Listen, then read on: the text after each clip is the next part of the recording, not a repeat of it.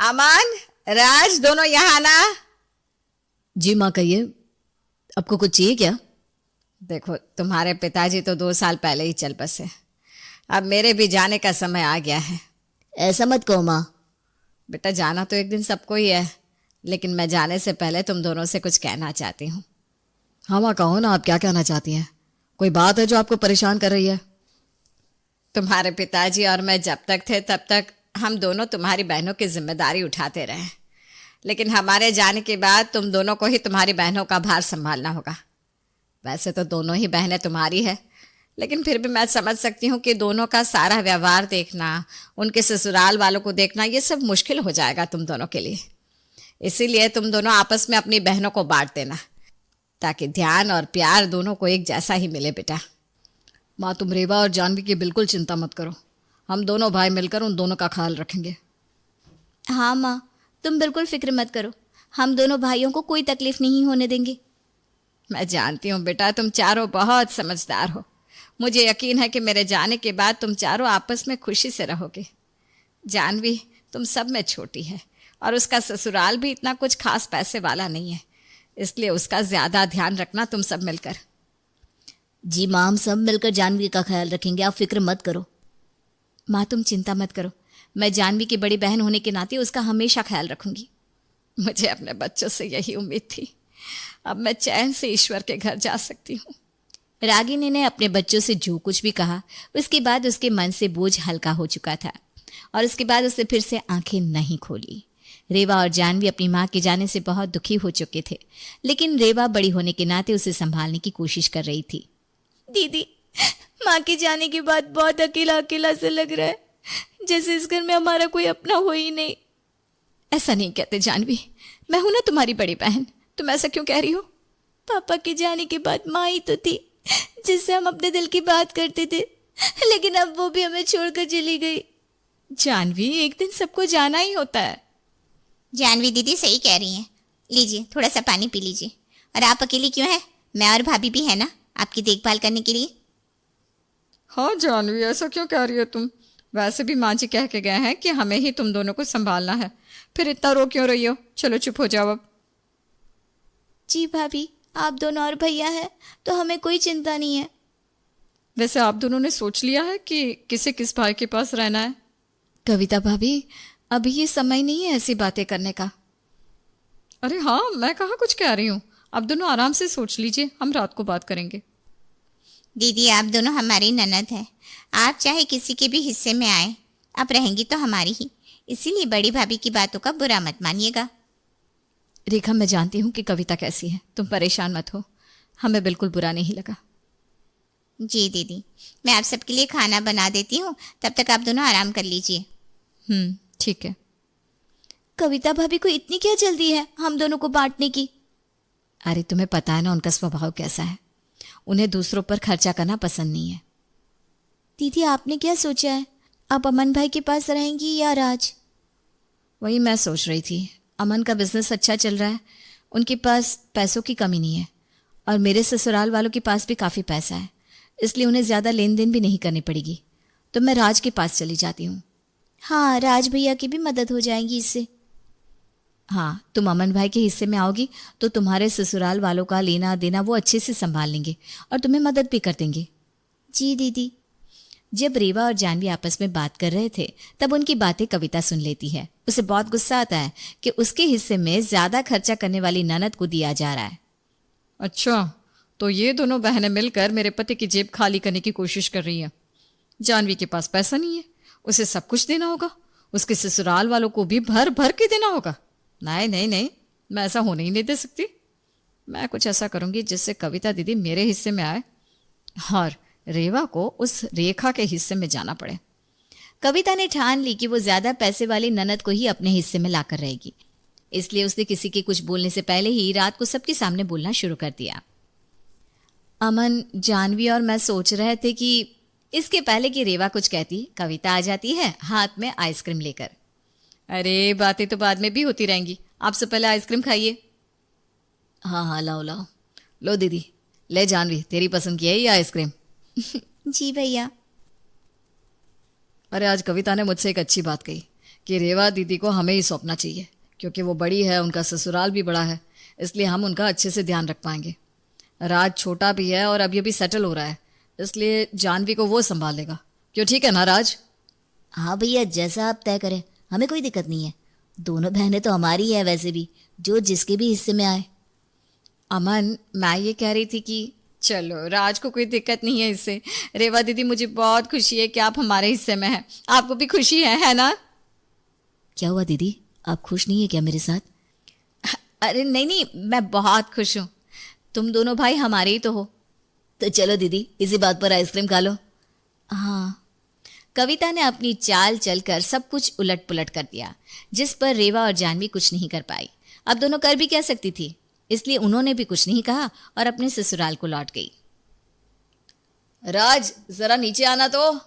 हाँ आया भैया। बोलिए भैया। मैं ये कह रहा था कि अभी राखी आने वाली है, रेवा दीदी और जानवी को उनके ससुराल से लेने जाना है। हाँ भैया, रेखा भी आज यही कह रही थी। तो एक काम करते हैं, मैं रेवा दीदी को शाम को लेकर आता हूँ और जानवी को तू लेकर आना। कुछ दिन यहाँ रुक भी लेंगी और फिर राखी भी मना लेंगे साथ में। जी भैया, ठीक है।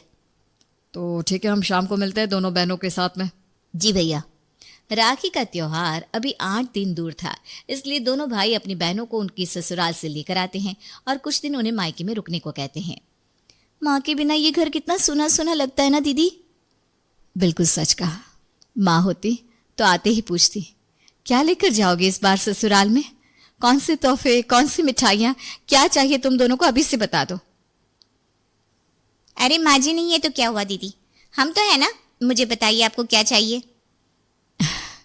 अरे रेखा, मेरा सब ध्यान तो अब कविता भाभी रखने वाली है, तुम तो बस जानवी का ख्याल रखो। बता जानवी, तुझे क्या चाहिए?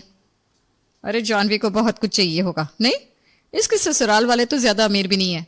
नहीं नहीं, मुझे ज़्यादा कुछ नहीं चाहिए रेखा भाभी, आप जो भी देंगी मुझे स्वीकार है। और रही बात मेरे ससुराल वालों की, तो वो अमीर नहीं है लेकिन खुददार बहुत है। उन्होंने कभी कुछ नहीं कहा कि हमें ये चाहिए वो चाहिए। अरे ये सब कहने की बातें होती है बस। माँ जी कितना देती थी जानवी को, क्या हमने नहीं देखा? अरे भाभी, माँ तो अपनी खुशी से मुझे ज़्यादा देती थी, मेरे ससुराल वालों ने कभी कुछ नहीं मांगा। लेकिन मेरे ससुराल वाले तो बिल्कुल ऐसे नहीं है कविता भाभी।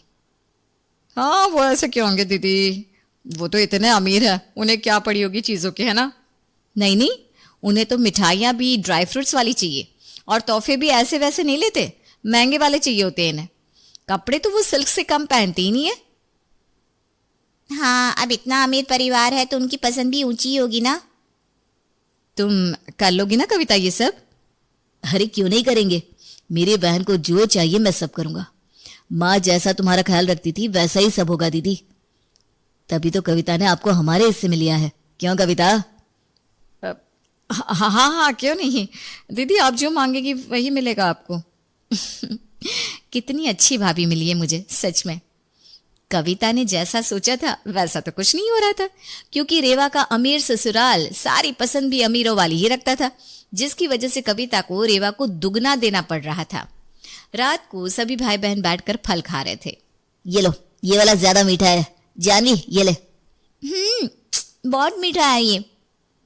अमन, मुझे एक बड़ा सा बास्केट फलों का भी चाहिए होगा, माँ मुझे हर साल देती थी। फल? आजकल फल कितने महंगे हो गए हैं। तो क्या अमन, मुझे फलों का बास्केट नहीं मिलेगा?